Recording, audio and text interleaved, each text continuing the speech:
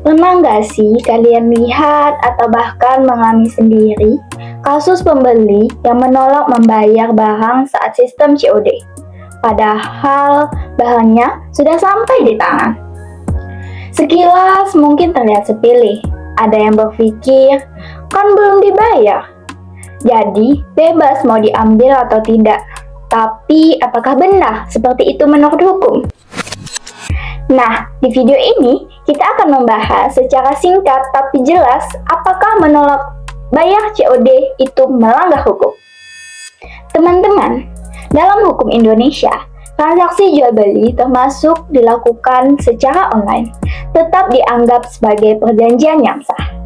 Hal ini diatur dalam Kitab Undang-Undang Hukum Perdata dalam pasal 1457 yang dijelaskan bahwa jual beli adalah perjanjian di mana satu pihak menyerahkan barang dan pihak lainnya wajib membayar harga yang telah disepakati. Artinya, ketika kalian sudah memesan barang, meskipun lewat aplikasi atau chat, itu sudah termasuk kesepakatan. Ketika barang sampai, maka kewajiban pembeli adalah membayar. Selain itu, dalam pasal 1338 KUHP Perdata juga disebutkan bahwa semua perjanjian yang dibuat secara sah berlaku sebagai undang-undang bagi para pihak yang membuatnya. Jadi, perjanjian COD itu mengikat secara hukum, tidak bisa dibatalkan sepihak tanpa alasan yang jelas. Lalu, bagaimana kalau pembeli tetap menolak membayar? Nah, dalam hukum perdata, tindakan ini disebut dengan kontrastasi atau ingkar janji. Artinya, seseorang tidak memenuhi kewajiban yang sudah disepakati. Akibatnya, pihak yang dirugikan dalam hal ini, yaitu penjual, berhak menuntut ganti rugi. Hal ini diatur dalam pasal 1943 KUHP Perdata.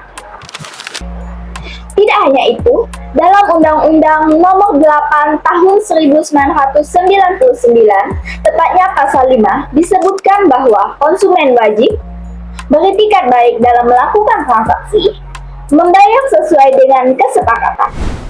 Jadi, jika seseorang dengan sengaja menolak membayar barang COD tanpa alasan yang sah, maka ia telah melanggar kewajibannya sebagai konsumen.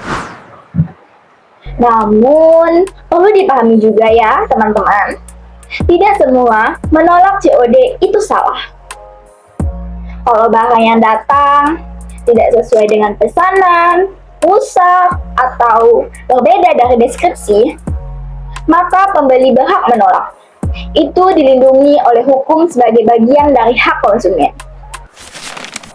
Tapi, berbeda cerita jika barang sudah sesuai, tidak ada kerusakan, namun tetap ditolak hanya karena berubah pikiran.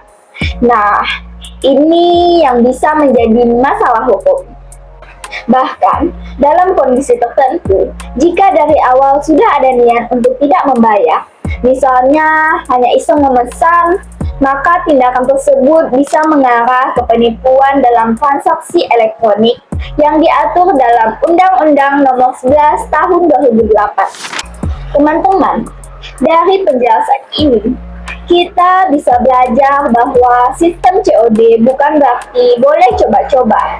Setiap tindakan dalam transaksi memiliki konsekuensi hukum. Menghargai kurir, menghormati penjual, dan bertanggung jawab atas pesanan kita adalah bentuk kesadaran hukum yang harus kita bangun bersama. Sebagai penutup, mari kita ingat satu hal penting. Kalau sudah memesan, berarti kita sudah berjanji. Dan setiap janji, ada tanggung jawabnya.